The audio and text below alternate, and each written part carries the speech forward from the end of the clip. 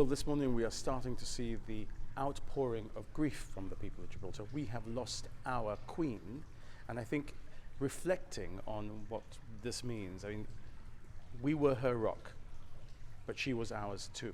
And I think that has really been how people are feeling this. We have lost a rock of stability, of consistency. We have been the greatest benefactors of this second Elizabethan age. And I think we have to start to realize now that what Her Majesty reflected was the greatness of the United Kingdom and its territories, including Gibraltar. What she represented was the people of the United Kingdom and the overseas territories, and we must now start to see that reflection continue in His Majesty King Charles III. And if we reflect on her passing for a moment more, you almost learn more about what you have when you don't have it. The Queen was a guiding force for the British and Commonwealth families. Well, indeed, and if you look at the percentage of people in the United Kingdom and in the overseas territories and realms who were born after Her Majesty ascended the throne, the vast majority of British subjects today were born under this monarch. We know no other monarch, no other sovereign, and that will have to change now. The constant is the crown, and Queen Elizabeth II has been that constant. Also, she has personified that because she was a global icon because of her longevity on the throne. Now we need to look at what she represented, the crown and its meaning in the hierarchy of our governments, and we need to understand that that is what endures, and understand that our loyalty is to that crown, not to the individual, and our devotion and our love was to that individual and will continue now unimpeded to King Charles. A profound change in mood in Gibraltar, given that we were on the cusp of a very poignant National Day. We were all preparing for the first National Day in 3 years. I think we had ready an outpouring of joy for the 10th of September, and instead we will see an outpouring of grief and of sadness at the passing of our monarch. This is a seminal moment in the history of the United Kingdom and in the history of Gibraltar. The Queen, Elizabeth II, is the Queen to whom we pledged our allegiance on the 10th of September 1967. We chose her and British sovereignty, which she represented, and that is what we were going to commemorate tomorrow on the 10th of September, the 30th anniversary of the first National Day, which I'm going to call on every Gibraltarian to commit to her memory and devote to her. And if we can ask you now, Your Excellency, we've heard the Queen in the past say that grief reflects the fact that there was love in the first place, and we are seeing that in evidence here in Gibraltar and across the Commonwealth. Yes, indeed, and love is also at a very personal level, not just as a collective. We've got to remember also that this was a woman who was a mother, a grandmother and a great-grandmother, and she reflected that in all that she did. Wherever she met people, she was a human being, and her passing is as one of our family.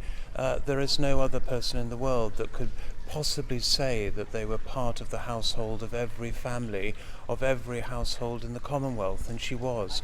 So we have lost not only a monarch, a sovereign and a great stateswoman, but we've lost one of our family. And whenever I've had the privilege to meet her, she talks to me as I'm talking to you. She talks on a personal level. And so yes, it's the love of a family that has lost a member of that family. And she also fulfilled an executive function incredibly for decades. I mean, quite an incredible executive function. An executive function without power, an executive authority that came from her being, just her authority as a woman and as a great leader, without power. She had influence, she counselled, she encouraged, she cautioned. That was the way that she was our monarch and our sovereign. And I don't think there is any other great leader of any other great country in the world or any other organisation in the world that could have done it as effectively as Her Majesty Queen Elizabeth II. As I put to the Chief Minister, it comes at a time when Gibraltar was about to celebrate a very significant moment in its history and present, and it makes the shift in emotion even more heartfelt. Well, I think that's right, and listening to what the Chief Minister said so beautifully, we're moving from celebration to commemoration, and as I said last night when I released a statement, I think the Gibraltarian people, the Commonwealth at large, needs now just to reflect on the privilege we have enjoyed over Her Majesty's lifetime of being alive during the reign of Queen Elizabeth II. And so although this is an awful moment for us, I think we can take great comfort from the fact that we've had that privilege. Others have not. And I think while we will see an outpouring of emotion over the next few days, I hope people will walk tall, knowing that they have had this joy of being alive during the reign of Her Majesty Queen Elizabeth. And finally, Chief Minister, obviously this is a global event, and Gibraltar, I suppose, feels its place within the global community and also the regional community. Well, indeed, you've seen that the international reaction has been that the whole world has wanted to express its condolences to the British royal family, and indeed more widely to the British people.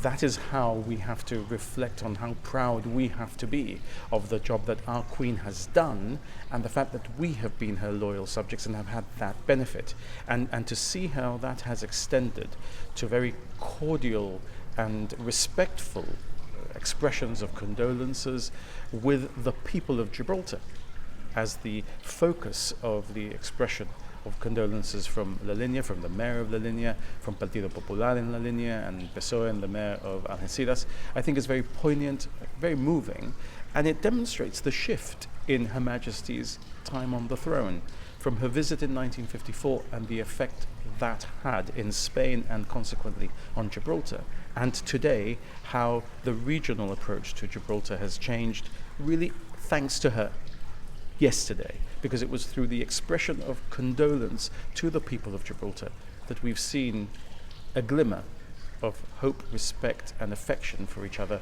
across this otherwise difficult frontier in the past.